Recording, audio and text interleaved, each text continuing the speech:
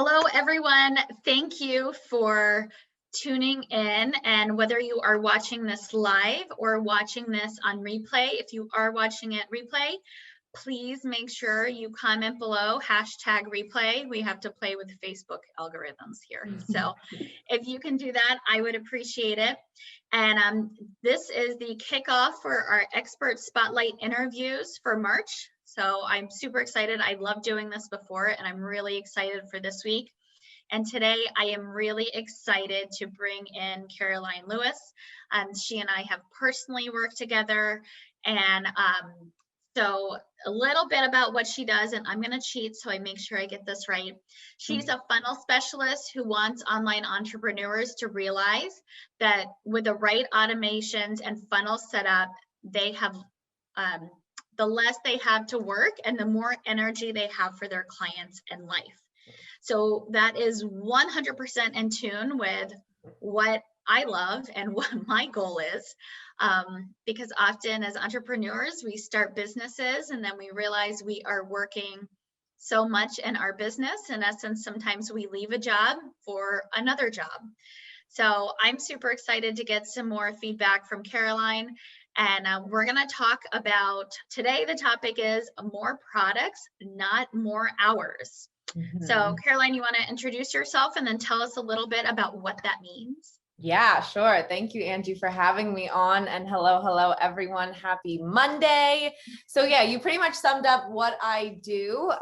So I'll just kind of get into why multiple products and less time. So as a funnel specialist, though, I do think some people, they get a little scared or intimidated, or they don't like the idea of marketing funnels because they feel like it'll be totally unbranded, not fun, super robotic, and just like ugly machines to just like funnel people into, which they're not at all. They can really, really do wonders for your business, but also your time, which is the biggest thing that they can do. So I know high tickets are really, really important to have, and they're pretty popular right now. Everyone's talking about scale your high ticket or launch your high ticket or whatnot. But if you kind of think about it, like any form of business, if you're just relying on one product for your business, you're going to limit yourself to not only the people that you can reach, but the people that can literally afford you financially. Because sometimes people, when they say I can't afford this right now, or I have to look at my budget, they actually mean it. They're not just trying to like downplay you.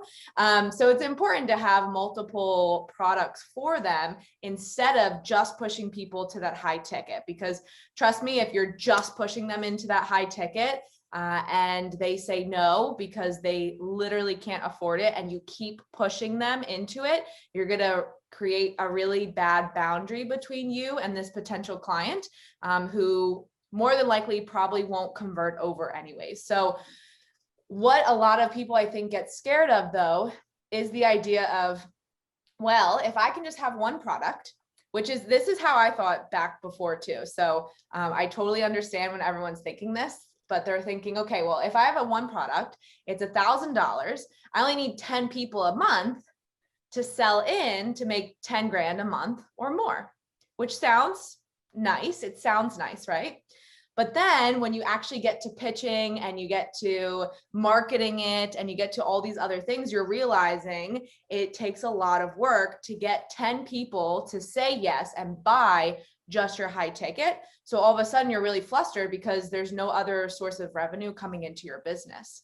Versus if you have other products, which would be the low or the medium ticket products. It could be a membership, it could be a little bundle, it could be a mini course or a program that's automated or something like that. You're able to say, okay, well, if I have 5 people this month, that's where my energy is going to go. 5 people into my high ticket, knowing that I'm making 10,000 a month automated through a low or medium ticket or both of those offers. So it helps you kind of line up and project month to month. And it also helps you combat this like nasty sales force of, you have to buy my high ticket, you have to buy my high ticket, you have to buy my high ticket. So I think what that would look like, especially if you're new, it's always good to start with a lower ticketed item anyways, because you have to test your brand, the market, your audience that you think you're going after. And then you kind of move into, from that low ticket, you know, what did people like from that low ticket? How did they purchase it? How soon do they purchase it? What was the follow-up like? How much effort and all that kind of stuff was needed to put into this low ticket? You automate that. So once you know that it works, right, you have an automated sequence that literally just funnels through. So that's just passive income just coming into your business. You take all that information, then you build this medium ticket price point. And again, you test to see what people like about it, how they buy, how quickly they buy, when they sign up, how long they stay in, or if they're using it, any of the feedback. And then once you have this medium ticket that's selling, you automate this product and you literally forget about these two. So then you're not working towards them anymore. You're not putting in any of the energy and everything like that, because at this point they're just running on autopilot. You can adjust things as needed, especially if it comes to running ads or something like that. But you know, if they're proven, they have people running in them, you just keep the funnel the way it is, because obviously it's working. And then you have all of this energy to focus on selling these amazing group of now clients into your high ticket when it's right for them.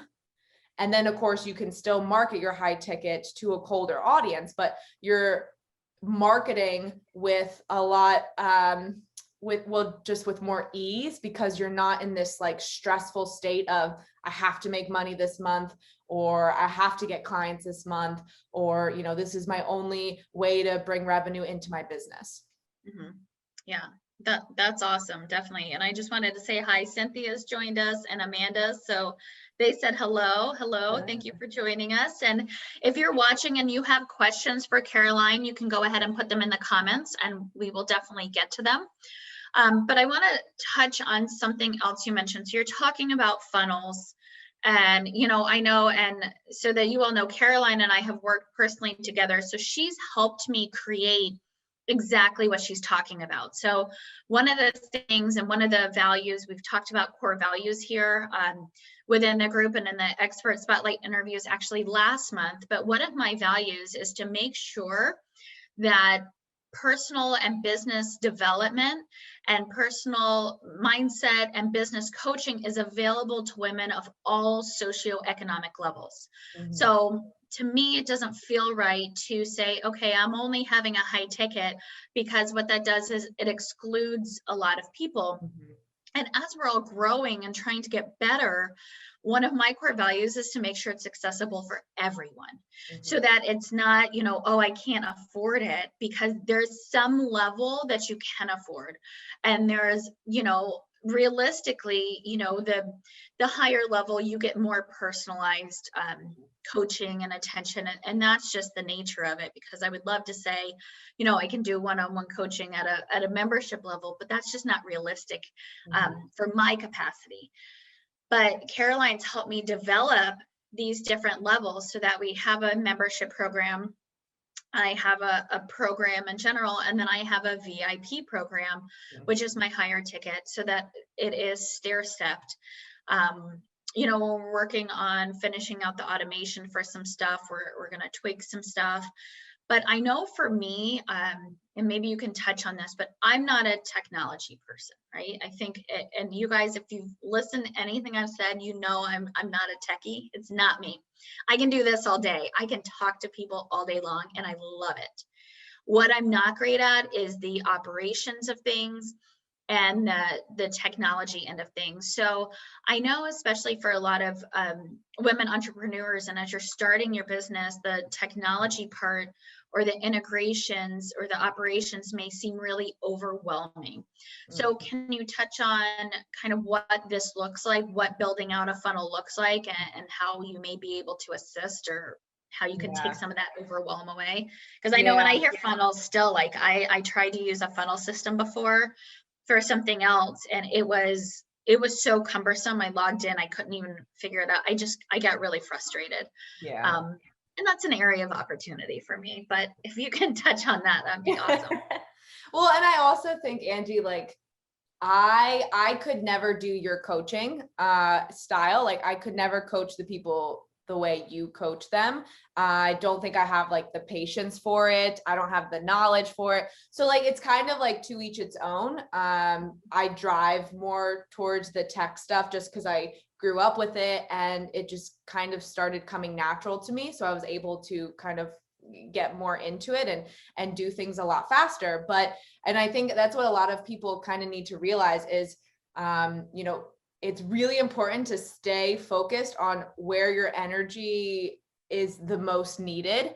And if that for you is not the tech, like if it drives you absolutely insane and you're wasting tons of hours trying to figure it out or watching like YouTube videos or building a website and it takes you like an entire day, kind of think back to, was that a good way of spending my energy? Because if it isn't, think of the time that you got back if you did something else that you naturally know how to do better.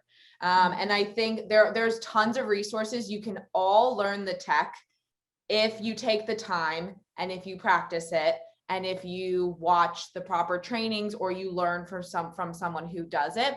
But like for me, if I tried to launch a coaching business like you, it would take me years and I would waste so much energy versus what if I just build the systems to help you do it instead of wanting to do it myself type of deal. So I think it just depends on how much time you have and how much energy you really want to put into it. And if you're already like burnt out and running short on time anyways, then it's always best to either have someone do it for you or just like reach out and have someone do bits and pieces for you. You don't need, the cool thing with funnels is you really only need one and you need to almost prove that just one works.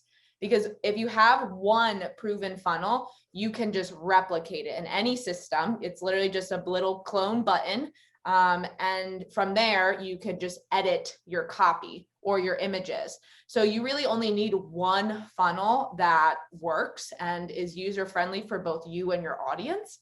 So, you know, spending the time to, if whatever platform you're on, spending the time, if you do want to still do it DIY, to just figure out how to build one funnel so that I have a page where I can collect information, I can collect sales, and I know how to manage the emails and where they go and how to follow up with them, all that kind of stuff. If you just master that one, that's all you need. I think we get caught up in trying to do this and this and this and this and this and this and this and this all at the same time. And then of course we're like, funnels are dumb. I don't want to do this. This is too much work.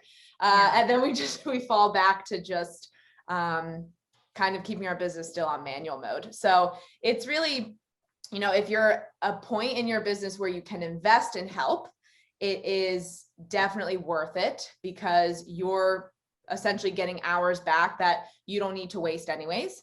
But if you're not in the time and phrase in your business to invest and help, then just focus on one simple funnel. That's all you need. You can play around with it. You can even build it in like your email platform, like a MailChimp or ActiveCampaign. So all of those have the ability to create just a landing page with a little opt-in form. You just start with one, you play around with it. You test the audience, see what they like about it, see what they don't like, which they'll just let you know with the sign up rate and everything. And then go from there. And then you can build a funnel into your other products. Yeah. And this is something, you know, like you were mentioning, you have to figure out like, where do you want to spend your energy? And so we've talked about too in this group and different lives in this group, you have to focus on your strength. So don't focus, you're wasting your time if you're focusing on your weaknesses and even getting them so that they're not your weaknesses, or I like to call them your areas of opportunity. You don't want to focus on that. And so many of us have been taught that from, you know, when we were knee high to a grasshopper. It's like, oh, you know, work on your weaknesses. No, don't work on your weaknesses. Work on your strengths, because that's what you're good at. And that's how you can very quickly elevate yourself. That's also, I mean, we've talked about self-confidence in this group, and, you know, you're getting bold and doing things. The more, if you're focusing on your strength and you really you're utilizing those and you're, leveraging those, that's where you really start to be able to increase your confidence because it's something you're already good at. And so that's where you can shine. So, I can spend, like Caroline said, I can spend time trying to figure out funnels and, I have Active Campaign and I have Keep. And if you don't have either one, we can put links below so you can check them out and compare them. But I have those things. I don't have the time right now to be able to do it. I mean, we talked about, multiple businesses a couple weeks ago. I don't have the time to do that. So thankfully, I have worked with Caroline, and so she helps me with all of that. And it takes me, it gives me back so many hours because we can't create more hours. What we can do is hire someone out for things that are not our area of expertise so that they can assist us so that our bandwidth really grows from that. So I love that. And I think it's so important because we really should be focusing on our strengths and what we're good at. And you have to be honest with yourself and recognize, I mean, I know what I'm not good at. Yeah. And it's important to recognize that so you know what to outsource. And you may have to pick and choose depending on your budget, but it is important to go through that exercise for sure. Yeah. And I mean, if you can just focus on your strengths, I mean, think like you'll get 10 times better, even though it's a strength. So you're already good at it. And then you'll quickly become the authoritative leader in your industry because you've literally perfected your skill. And I mean, surprisingly enough, like I hate social media, which is really weird to say. And everyone's probably like, what are you smoking? Because I know how important it is, obviously, for your business. I do show up, especially on Instagram, but I outsource about 90% of my social media. So I don't do a single post. I don't do hashtag research. I don't do engagement. I don't do outreach. I don't do any of that. The only thing I do on my social is reels because I have to, and lives because I have to, because it's me. Everything else that you see on my Instagram or Facebook, that's all someone else. And I quickly learned in my business when I was trying to do everything, and I hated creating Canva posts and figuring out like the images and the graphics. It drove me nuts. Versus I would love like building pages or building websites or like perfecting my own funnels and stuff like that. So the minute I realized that, I was like, why am I wasting? I know I could make the time to do this if I really wanted to, but why am I wasting time on this when I don't even enjoy doing it anyway? So when I don't enjoy it, I'm not actually even putting the right energy into it. So why am I wasting this? And then I quickly found a company that does it all for me. So it cut back like half of my hours a day. So now I was able to open up for more clients, more ad management, like more funnels for my own business and stuff like that. So it's really just focusing on, but I think, I mean, you do have to focus also on like where you're at in your business and what you can budget for, because anytime you ask for help or for someone else to build or create or whatever it is, it's going to be an investment. So while not everyone is ready to invest all of this money up front, right? Actually, normally no one is. So you just kind of have to pick and choose. And yes, you have to pretty much do it all in the beginning. But then as you make a little bit of money, then you can put that into something that you really, really don't like doing so that you can focus your energy back on those things that you're really good at and you love doing. Yeah. And I think too, like as you're starting out, make a list, to your point, if you have a list and you have a like and don't like, and then start outsourcing your don't like, and then maybe prioritize what you don't like to do by how many hours is it taking per week. So is it taking, maybe something that you don't like, it's kind of here instead of on the top of your don't like, but it's taking 8 hours a week versus the thing you don't like the most, but it's only taking 2. So maybe you can prioritize that. So I would recommend making a list of what you don't like so that if you're not able to outsource it today, that just means not yet, right? It's like anything in sales. I'm like, no, it doesn't mean no. No means not right now.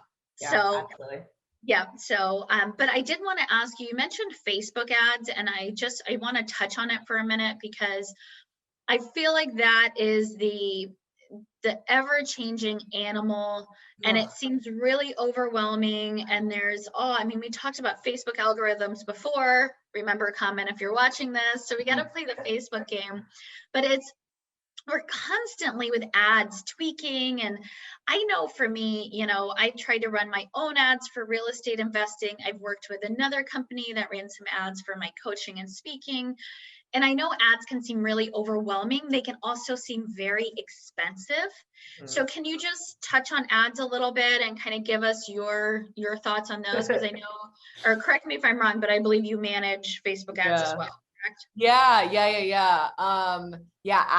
Ads are always, and I am as truthful as it comes, they are always hard. It's always a beast that you eventually, in some point of your business, you do have to do to stay ahead of everyone else, or to even compete with everyone else. So unfortunately, but also fortunately, we're now in this era of, because there's so many people online, there's such huge competition. While your unique self can obviously grow your business organically, there are massive monsters out there that will just throw tons of money into ads. And even though you have your messaging, your audience, like you have everything dialed down, you're just gonna be put a little bit more towards the bottom, because they're spending all of this money to literally like weed you out and put themselves first. So with Facebook ads, and so Facebook would include Facebook, Instagram, they are expensive. They're only going to get more expensive, but there are luckily still ways, especially when you're new to running ads, where you can only spend like $5 a day and slowly start really like perfecting your copy, your creative, and then whoever you're targeting. It's not something that while most think it is, but it's not something that you do have to spend $1,000 a day right from the bat.